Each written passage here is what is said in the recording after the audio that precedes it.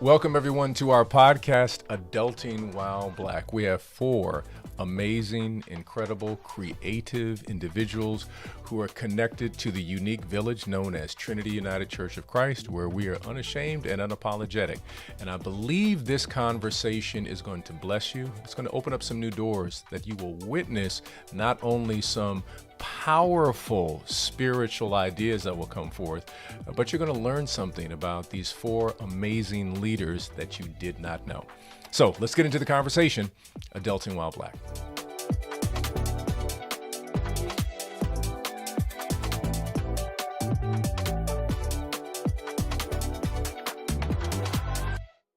What's good, everybody?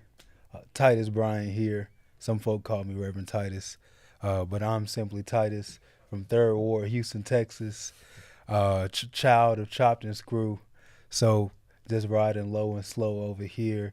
And I am Adulting While Black. Hi, my name is Brooke Parks. I am a rising junior nursing major, maternal and child health minor from Howard University, but I'm from the city of Chicago, and I am looking to become a pediatric nurse practitioner and a chief medical officer, and I am Adulting While Black. Hello, everyone. My name is Dwayne Portis. I'm a rising junior journalism major, sports administration minor from the city of Chicago, attending Howard University. I'm a Trinity child, and I'm Adulting While Black. Yeah. All right, hi everybody, what's good, fam? I am Marlisa Stalling, okay? Trinity child, okay? CPS kid, you feel me? Spelman alone, we could just keep going on. I am simply an artist. I'm an educator, writer, director, producer, just all those things. Very multi-hyphenated artist, and I'm just here to impact the world, lover of God, and I am Adulting While Black. Melissa, what was your biggest adjustment after graduation? Ooh, biggest adjustment after graduation. Let's go back some years, shall we? I think it was hearing my voice and what I really wanted to do without everybody for so many years. It was like the opposite. Because I feel like I had family. I had Trinity because I've been at Trinity since I was little, always there almost every day. Then I had Spelman, and then it got quiet. And that kind of was scary because it's like, dang, what do I really want to do? And I knew what I wanted to do, but no one else saw that. So, like, for example, a lot of people are now just seeing that I want to act. But if people really knew me or were listening to me, everyone would have known I wanted to be an actress since I was 6. But everyone saw other things like, oh, you're good in science and this and that. So I think that was the thing, like taking my voice seriously and knowing that I'm responsible for myself now. Like I can't keep pinning it on anyone or saying, oh, well, what someone would think about me. It's like, yes, sis, but you graduated now. There's a point now you have to step up to the game and like step up for you.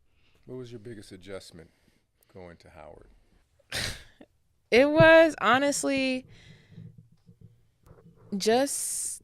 it was being by myself. I felt like I was with a lot of people. Like I knew a lot of people, but like I was not with like my normal people. Like I talked to my mom every day. Like I talked to my dad every day, but it was just being by myself. That was just going to my dorm every day. And then I ain't like my roommate. So then now that was something else too. Roommate issues? Okay. It was just a lot of, I just felt I didn't feel comfortable either way. Like I was in school, then you would go to your room, you're still not comfortable. And like I would only feel comfortable when I flew home to Chicago. I think that was my biggest like adjustment of just being comfortable in DC and like just finding myself there. What was your biggest adjustment, Dwayne? I would say my biggest adjustment, honestly, was not everyone is from the same place I'm from. And also, not only is everyone not from the same place I'm from, but also don't have the same background and also wasn't really treated or grew up the same way. Like, it was a thing where our welcome week, we're going down this street called Georgia Avenue, and it's a very prominent street. It's a lot of things that happen, so it's just it's just a lot that happens on Georgia Ave. And so welcome week, as someone that's from Chicago, like I was always taught, if you walking, like make sure your head's on swivel. But like we were walking, it was me and my friends. We were walking with some girls, and they just on their phones, head down. So I'm just paying attention, and they're in the front too. So I'm paying attention to them walking. It was like I can tell how you were raised based off of that reaction, because you never been in a position before where you grew up in the suburbs, you grew up in a community where you really didn't have to do anything like that, and so now you're put in this position at Howard in DC where you're walking around at 2 a.m. on a very well-known street where a lot of different things can happen, and you're just walking down with your head down. So I would just say that that was definitely something that I had to adjust to, and just learn that the way that I react to things and the way that I act is not shown to say, but would not be received the same way from someone else that's not from where I'm from. I would just say that, like, people that I joke around with may not have that same reaction from what someone that I've known for years, or is from the same place that I'm from, or even the same culture that I've grown up in, like, not have any of that same aspect. So I would just say that was definitely a learning experience to be able to be myself, but also know that at the end of the day, this person is from a whole different place where I'm from, and I just need to be able to adjust to that. And Reverend Titus, what was your biggest adjustment when you got married? My biggest adjustment when I got married was realizing that I now have my own family. There's still the family as a whole, but now I have to kind of make a distinction, with my family and everybody else. And the distinction was evident for sure, in how I would, set our values, how I would prioritize, my wife. And it was just a very unique, significant time for me. First real job at that time, shortly after undergrad. And so adjusting to really learning what it means to be a man, and not in a way that, like, is over anything, but in a way that takes responsibility. And then very close to about to leave home for the first time. I went to Prairie View A&M, it's only an hour out, but going to DC for graduate school 6 months after being married was a huge adjustment. And so a lot of it too was like learning that much about life and experiencing the best of life is embracing an open mind, embracing the things that you haven't imagined that can be revealed. Yeah. And just wondering, being okay to imagine what else is out there. Brooke, tell me, how did you bring your family with you when you went to college? Oh, we FaceTime every hour. Every hour, I'm somehow on the phone with somebody. I think so. My first semester, I went home probably like 4 times. I was just telling her, I'm like, I was just not comfortable here. Like, this was not the right decision. I wanted to go home. Like, I feel like I wasn't making a lot of friends, like how everybody does in college, like on TikTok. I didn't feel like I was there yet. And I had to keep coming home because I said, like, this is my only time where I'm feeling like I'm decompressing and I'm removing myself from school, because I felt like I was just living inside of the dorm. Like, I was living inside of the classroom. I think we just kept talking all the time. My mom just kept reassuring me, saying like things will get better. Like, this, everybody goes through this. I would talk to my grandma a lot, and she'd be like, Brooke, you be all right. And I'm like, I don't know. Like, just somebody come get me, put me on the next flight out. I knew the flight schedule. Southwest has a flight at 8 o'clock from DCA to Midway every day. And that was my 8 o'clock flight. I knew that's what I was going in for. And I would land in Chicago at 10 o'clock. And I could usually have a weekend. I can make it home by Monday. But I think, like, I was just continuously talking and, like, reassuring me, and, like, my family reassuring me. And then, like, my friends were also going through, like, the same things, even not just, like, at Howard, but, like, at other schools. So it was good to see, like, I wasn't the only person, but just, like, somebody just continuously talking to me was something that I really needed. Marlisa, how did you bring your church family with you when you went to school? That's a great question. I think just telling them about all the experiences. So like whenever I would, like, similar to you, whenever I would come back during breaks, I would always like go to the ministries that I was a part of, and I'll just like let the youth just lay me down with questions, and then they'll say, "Ooh, do this and try this." So I think for me it was the storytelling that allowed me to stay connected, and then I think staying connected in my roots, knowing the why. So it's like I knew the why I wanted to go to Spelman. I needed to know more about myself past just what they taught us in the history books with a few people from the civil rights movement. My why was I wanted like kids back home in Chicago from Trinity to also see that it is possible from where we come from. Because it's like, yes, we're at Trinity, it's amazing, but a lot of the youth have stories. You can have a story living in the burbs just like you have a story in the city. And so I knew all of those kids. And I'm like, all right, like out of my group of us, a lot of us hadn't been to a HBCU. And I was like, okay, I know that I need to. I heard a lot of PWIs at Trinity in our age group, but I didn't hear a lot of HBCUs. And I feel like I was the one riding on. It's like, okay, we don't know. And so I just would tell them like, yo, like, it's what's up. We need to go there. It'll all connect what we learning here at like the church. And it's even bigger than that.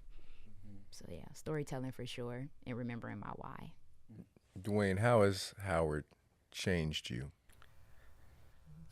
Howard, honestly, is one. Well, I feel like every college brings that out of you, but I think that Howard specifically is so interesting because at the end of the day, most people that go to the school were that, they were that person in high school. Like, you have people that are prom kings, prom queens, vice president, like, of their government, whatever high school government. So I feel like everybody comes into Howard thinking, oh, I'm finna run the campus, or I'm finna do X, Y, and Z. At the end of the day, the only way that you can do that is if you show effort. Like, if you're consistent in making sure that every single thing that you're doing is authentic, because I do know, like, people can see if you're just faking it.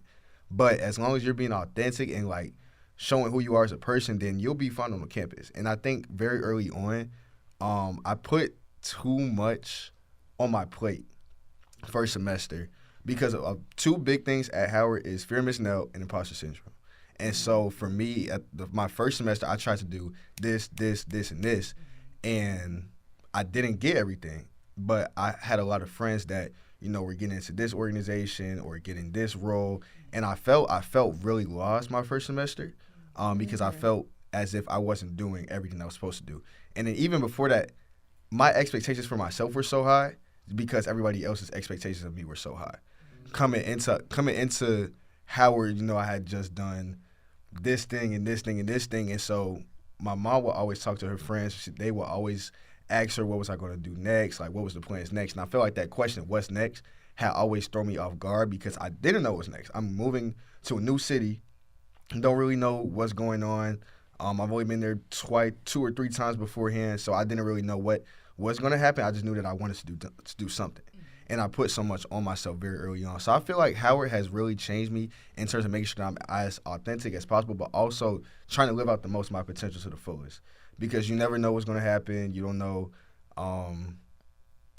when the time comes, wherever that may be. So I was just trying to make sure that regardless of what's going on in my life, I'm making sure that I keep doing what I want to get to the level that I want.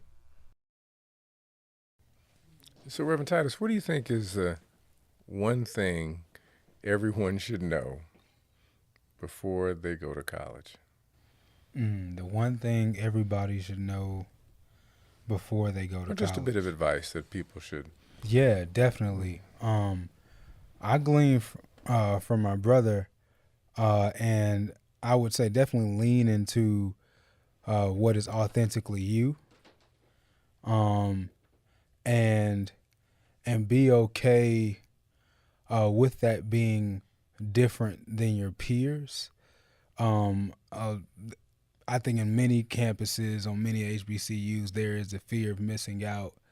And alongside the fear of missing out is this commitment to maybe fit in, to get in. And I realize how dangerous that is because we do the same thing after college or in the quote unquote real world. And I would just encourage anybody walking into a college campus, a collegiate environment, to like think about what feels like you, and when something doesn't feel like you, resist. Because you are forming, you are being shaped, you are being molded by these experiences and by these relationships, and you are wonderfully dangerous to come out of this campus authentically yourself. Brooke, how has your faith impacted your journey? I think my grandma has really been like my biggest not biggest advocator, but like somebody who I know is always gonna, oh, let's pray together. Like every time, like chemistry gave me a hard time last year. And my grandma, she would see me, like I would be crying, like I cannot fail this class, like I cannot graduate early. And just being at school, I was just nervous. I was already like, I felt like I wasn't supposed to be here, and I wanted to go home. I just wanted to go back to Chicago, like just put me back to like my normal life. And I think that like my grandma was like somebody who really just sat down and like we prayed together a lot. We went through chemistry. Sometimes me and my papa, we would sit up to like 12, 1 in the morning going through some chemistry questions and just reassuring me that I am capable of doing a lot of things at Howard, but also making sure she was like, oh, like you can find different church homes. So like I was definitely able to like find a church home this year in Maryland, but like I've also been to like Chapel. I saw you at Chapel as well. And just finding myself and just reassuring myself. I think that was something big that I realized that I needed at school. Well, being by myself, because I always had somebody at home, my mom, my dad, somebody like, oh, you're doing the right thing. But like just being by yourself, or like looking at somebody in the bed across from you and nobody's like saying like, oh, you got this. Just being apart and just making sure like I'm talking to God and making sure putting things in myself that I know that I can be capable of fulfilling my dreams and not just saying this is what I want to do. And so I think that's something that's really helped me get through like these last 2 years. And Marlisa, how has your faith been a compass for you on your journey? Sweeping a compass. There's a lot at Spelman.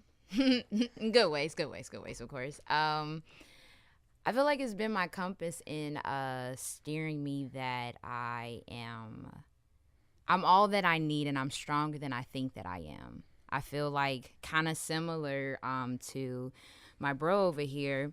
Spelman, like everybody is the best. Like I tell people, it's a school of Michelle Obamas and Oprahs. And so it's just like, it is. Everyone is the best no matter what you do. People started a community service. Somebody got the highest GPA. But this person, like, came up with an invention. And they're in, like, the top 40, like, young teenagers of America. Like, everyone is that. And so you begin to question yourself. And you can kind of get lost in the sauce. Yeah, so I would just say, like, the compass of just helping me to know who I am and that I'm strong. So, like, for me in college, like, a lot of life happened more than most young people did. So, like, for example, sacredly, so my junior year, unexpectedly, my mom, like, is God, then it's Mama Bear. Love you, Marita, if you hear this. So we're a glue. And so junior year, out of nowhere, like, worst thing happens. Like, she has a stroke. The severe thing ever. So I'm on campus. My baby brother's calling me. Just goes to show how close we are. He's in Chicago, and he calls me, hey, Mom didn't pick up the phone.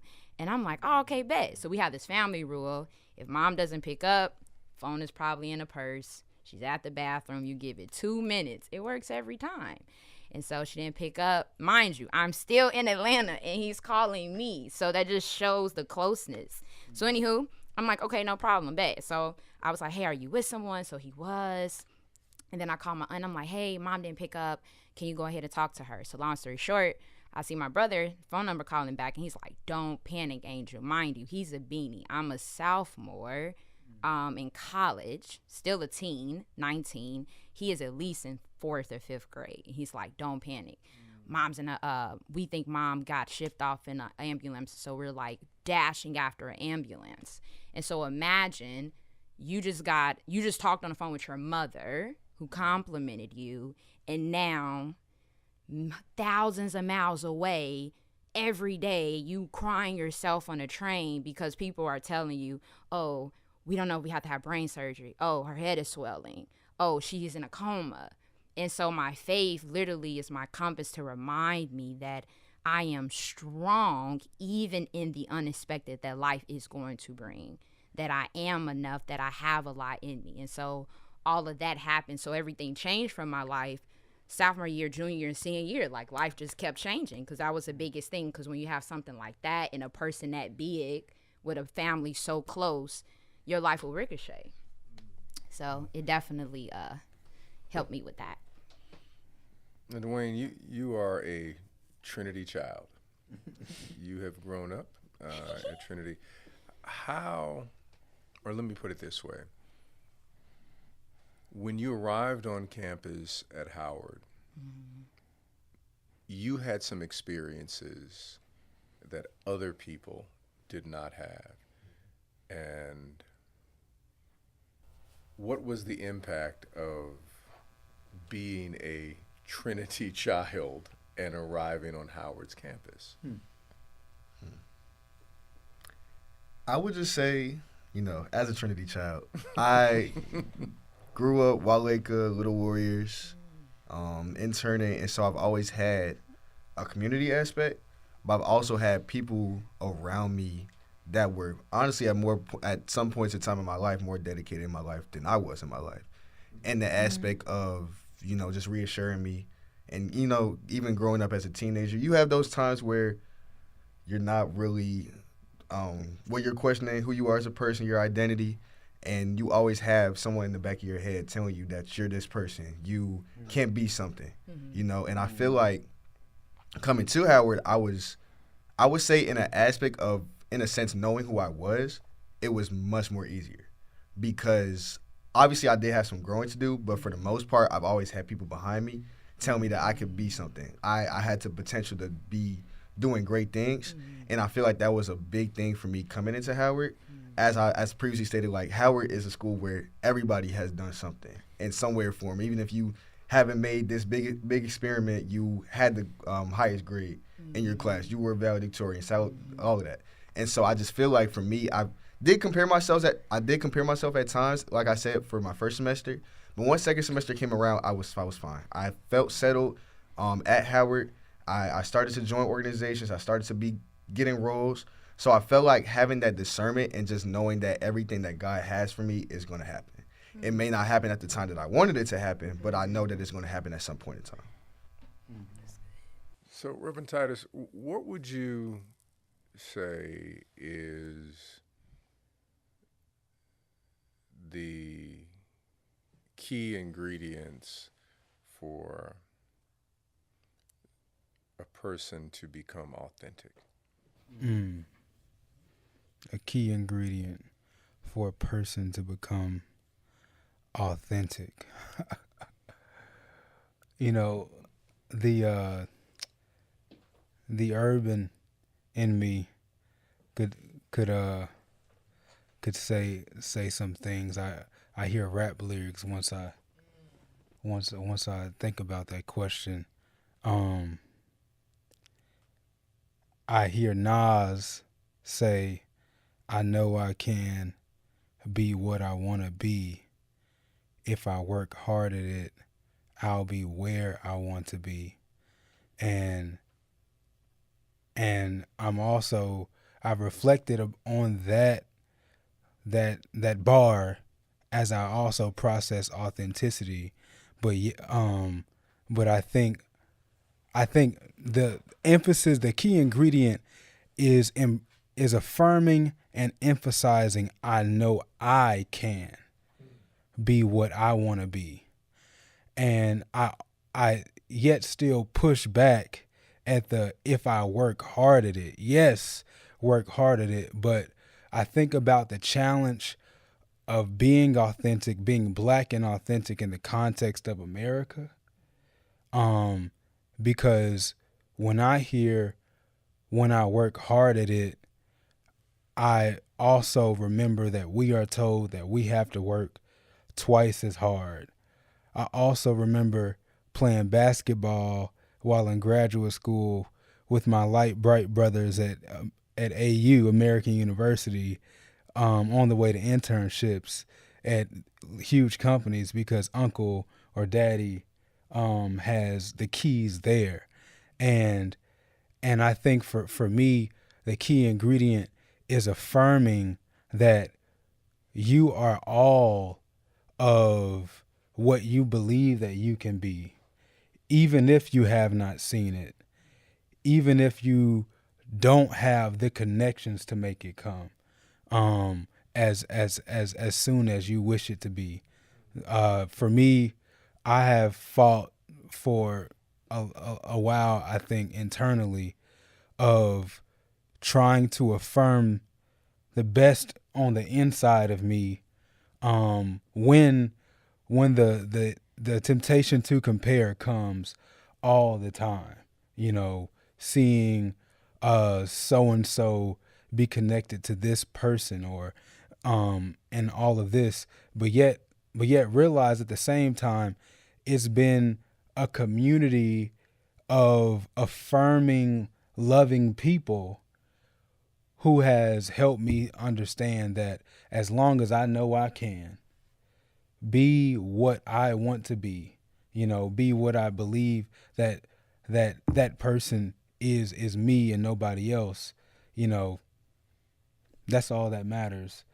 I don't have to force anything. So I think, the key ingredient is affirmation of self and gratitude for the community that affirms self. Brooke. Who is Brooke? I think I'm still figuring that out.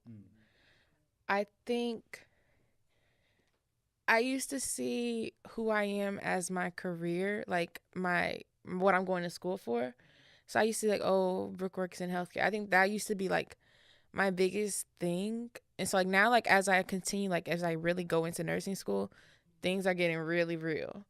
And I feel like Brooke is beyond just the box of healthcare. That's what I've always wanted myself to be, like, oh, like I want it to be this big. I want to be a chief medical officer. I want to do this. I want to do that.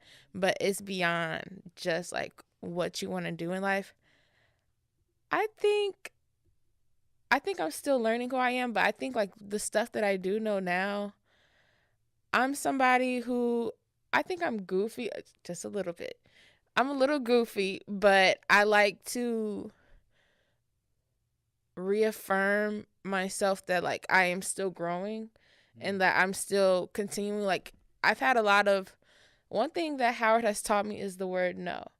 And the word, and you hear it in just so many different ways. It's not just the regular no, but I think it's just been a lot of setbacks that I'm not used to. Like Howard is definitely just a lot of great leaders, and it's a lot of great people. It's a lot of copies and pastes at the school, and it's so many of us. It's hard to figure out who you are with everybody, because you don't want to say like, oh, I'm copying this person. We're doing the exact same thing. We have the exact same template to do this, what we want to do to get to like the steps that we want to do. But I think like, I don't know, I just feel like I'm still learning who I am. I could tell you like a bio about myself, but I feel like my bio would be about like what I want to do in my career. But I think as I continue to grow through Howard, I feel like I'm a goofy person. Like I need to break the ice for me to like laugh and get things done. I'm very goal oriented. I like to get things done. I like to set a plan for myself and just being open, but also I think the first question you asked me, like, do I have any fears? I'm trying to like teach myself to not have fears in life, because I don't want to limit myself to different opportunities or just different things in life that could change and really develop like who Brooke is now. Who is Dwayne? I think that for me, I'm still trying to figure that out, but I think that the way that I'm trying to figure it out is based off of what society thinks. I feel like as someone that, wants to do this thing and wants to do this thing and wants to do this thing, society isn't really created like that. We live in a place where people like to put themselves in a box. And so because they put themselves in the box, they believe that everybody should be put in the box. And I feel like for me, I don't want to limit myself to one thing. Like, yeah, I have a hopeful career path in terms of sports journalism, but I want to do so much in terms of like mental health, giving back to the community service, like just everything on those paths. So I feel like for me, I know what I want to do in life and I know who I am as a person, but I think that society and the environment that everybody has grown up around has started to make me feel like I'm not who people want me to be, if that makes sense. Like I feel like I'm very multifaceted, but not everybody's multifaceted. So now I'm trying to figure out how am I exploring myself, but also the society that I've been around and continue to be around, just because that's how we live as people, shy away from that. So I'm just trying to learn that as the days go on. Marlisa, let me ask you this. If there was a song that described who you are, what is it?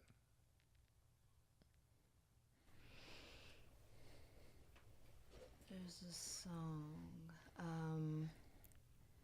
It can only be one, or can I do two? You can do two. Yes, Right, yeah, I'm sure. doing 100. No, I'm just kidding. Okay, so the first song, it's interesting. I was listening to it. Used to be one of my favorite songs, and it came back in my spirit this week. It's by Ty Tribbett, "Beauty for Ashes." I feel like that represents me because I used to be very sad. Like, God, no one goes through this much as a kid like me. Like, I can sit with many walks of life of different color, races, nationalities. And I'm like, Dad, why do I have the sob story? Like, why is no one going through so much life? But when I listen to the song, though, it just talks about how everything that could have been bad or it looked horrible, God made beauty of every single thing. And it talked about how birth is beautiful, how, like, when a parent gives birth in the pain, even in the pain, there was beauty in it. So I would say that God has truly shown me that what I went through is really not tragic. It's actually beautiful, and it's showing me there's people, like, even to this day, things that I went through that I was like kind of like sad about, it helped them, and I'm like, got it. I'm learning that. There is a movie, I think it's called Forgiveness. It's with like Andra Day, Andre Holland. Yes. Oh my goodness. Such a great one. So on their soundtrack, Andra Day, she sings, it's a song called Bricks. Man, the symphony and the orchestra, it's a great song. It basically just talks about how there were a lot of bricks that you're given in life that like you weren't supposed to be given, that you didn't know was given, but there's a masterpiece, there's a building to it, and it creates something. And I feel like that's another part of life that I'm learning of, like, man, there's many bricks I couldn't control that came into my lap, but they have all built something so beautiful, and I'm really now honestly starting to see the masterpiece of what God has made. So I would say those two songs. Reverend Titus, what would the song or songs be for you? There would be a couple as well, of different genres. Okay, we embrace versatility. Balance, we're balanced. The first is from a favorite artist of all time, Gil Scott-Heron. The godfather of rap, true godfather of rap. He has a song that says, I'll call it morning from now on. I play that song probably pretty often lately. It encourages me, but I think it also represents me, because what Gil is doing is shifting the narrative, right? In the song, he's talking about painting the sky blue So there also must be a dark reality among him. And so for me, I think as young as I possibly could in my imagination, through ups, downs, roller coaster of life, tragedy, trauma, to kind of paint this picture in my mind that feels like morning, that feels fresh. And in that, when he says, I'll think I'll call it morning, I also feel this pondering, like, but yet this embracing of a fresh reality of goodness that is upon him, even when there was a canvas presented that obviously is not good. The second song is by one of my favorite rappers. I think my alternative identity. Ludacris was my childhood favorite rapper. Don't judge. And Luda says, "Move, person, get out the way." I grew up playing football and everything. Yes, move, Saint, get out the way. But I that was kind of an anthem growing up playing sports and everything. But also too, it also is an anthem as I think through and navigate through this aggression that I feel like is against black people. That's constantly against black people in the black community, and I just want to say, move, get out the way, because there's obviously a morning, upon us. So that's, yeah. Well, I want to say thank you to each of you for taking time for this conversation that we've had today, and allow it to be free-flowing and answer some questions. Thank you for joining our podcast, Adulting While Black. There is no other church on this side of the Jordan like Trinity United Church of Christ that does this kind of work. If you want to support Trinity United Church of Christ, go to our website or check out our social media pages. All of that is coming up on the screen right now.